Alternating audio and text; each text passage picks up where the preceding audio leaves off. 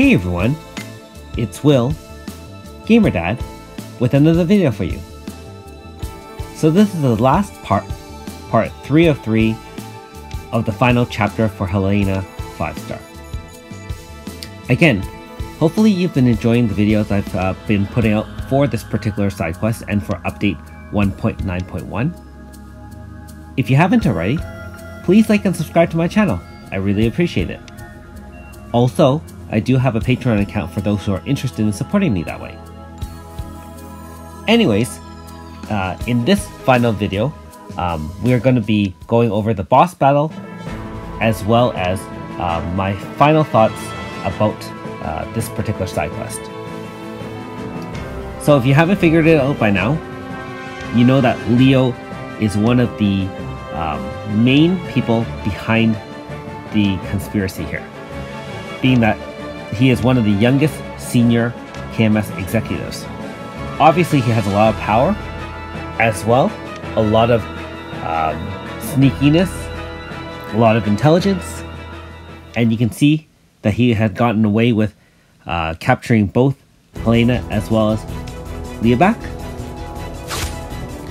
And obviously you can see now that Galliard has been awoken by Helena, how powerful he is, and without the loyalty chip holding him back, he is now much more powerful as well. Alright, so I don't know about you guys, but I really enjoyed the Sleeping Beauty reference in terms of the fairy tale. And I love the way that Helena woke Galliard up with her kiss. And also that touching moment as well. And later on, near the end of this particular chapter, you can see how shy she is with Galliard after everything kind of settles down. And I love that part about them as well. It's such a cute couple.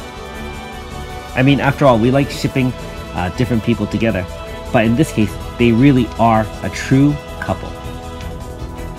They are partner, models, and they are one of a kind and meant for each other. Alright, so at this point you can see that being that Galliard is still one of the only ones who can access the Chronos report, you can see that he is warning Leo and the rest of KMS not to tamper with the time layers, which is the points that we are trying to accumulate, because by distorting the time dimensions, it's going to cause that major time quake that they are trying to prevent. Being that although already changed the future for many of the worlds, a lot of that has already been reduced in danger. However, obviously if they keep on going down this road, not only will the Xeno Prisma damage and destroy the world, this time layers distortion will also destroy the world. And of course, one thing about Leo, I will say, obviously he is a very rich executive, and he is also very, very, very cocky. And until the end of chapter 3 and chapter 4, I did suspect it may have been him who was somehow behind it, but on the other hand, he was so genuine towards Sebastian, I wasn't sure if that would be the case.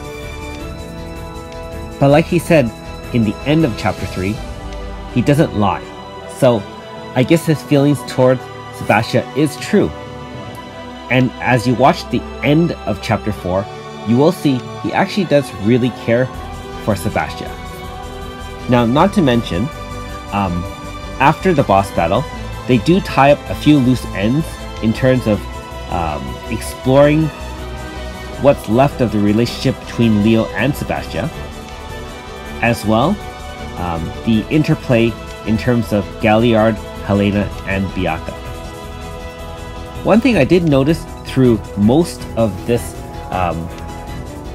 chapter, and obviously in chapter 3 as well, Helena doesn't really speak any French. And if you've noticed in most of her other dialogue, she does have some of that French come out. So I'm a little bit disappointed that they didn't incorporate a little bit of French in chapter 3 and 4, being that I would always imagine that if you were naturally speaking French, in times of duress or stress, you would have a few extra comments of French. So a little bit disappointed that way.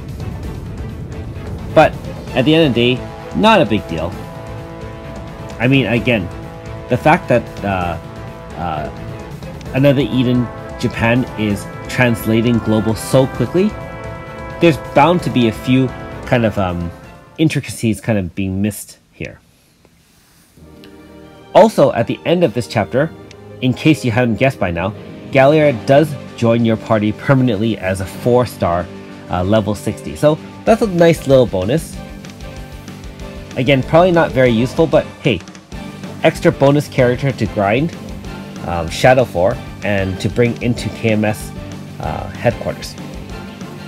Now, the boss battle now begins, and if you see, the name is Deus Ex, which is a reference, I guess, to some other futuristic video game that I hadn't played before. Let me know in the comments below if you have come across Deus Ex and what you think about it. I hear it's really, really, really popular.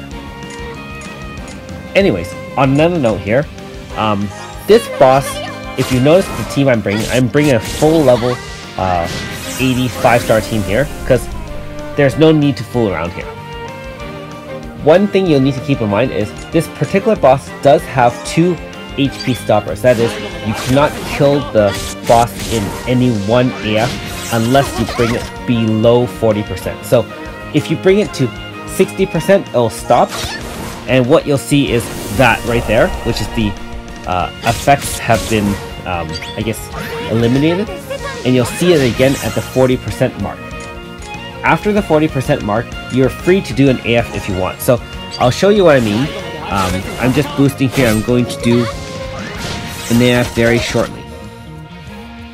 And once you get below 40%, like most super bosses, the moveset does change, and his power and intelligence gets boosted, dealing a fair bit more damage than before.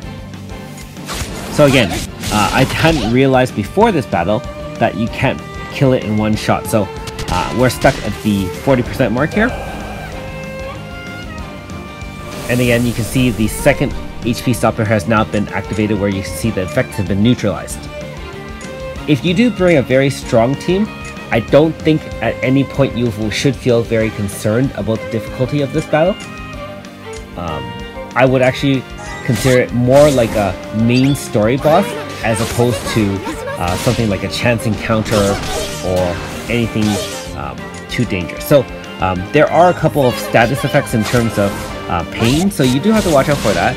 And the physical AoE does do a moderate amount of damage, as well as the gravity attack, which you just saw there. If anything, I think I was just more inefficient in handling the boss. And there you go, another AoE there, magical attack. So, you know, no real problems here, as long as you mitigate some damage. Didn't feel like I was in any risk here, but I will say I probably didn't kill it off as quickly as I should have. So, depending on how glorious you want the battle to be, plan accordingly and bring a team that's got some synergistic abilities and bring in some Valor chance and finish it off in one big move. Otherwise, you can just grind away at the boss's HP like I'm doing right now with multi-hits, and it will end the battle fairly quickly, I shall say.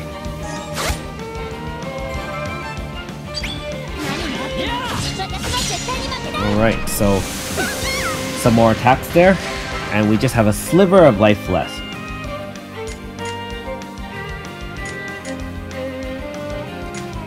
So one thing to note, of course, same thing, you will run out of MP as the battle does drag on. So there you go, finish it up, even have a half bar AF for my next trip into Otherlands. Not too shabby. So again, keep in mind that the rest of this chapter is now going to be mostly storyline. So like most storyline videos, I'll let you watch the rest of the video in peace. After this chapter, you can now go to upgrade your Helena to 5-star. Similar to other characters through the main story, you'll need 10 of her psalms, which can be grinded out in Riftbreaker very hard, so use those red keys. Or if you choose to, you can purchase them also in the Emporium. I'm probably going to grind it after I finish doing a few more runs of Cyrus. I could always use more Shadow for my Shadow team, but right now, just taking it easy. There are so many updates, and I'm sure you all feel the grind is piling on. I could use a few days of rest, to be honest. Anyways, thanks again for watching. Really appreciate it. We'll see you next time.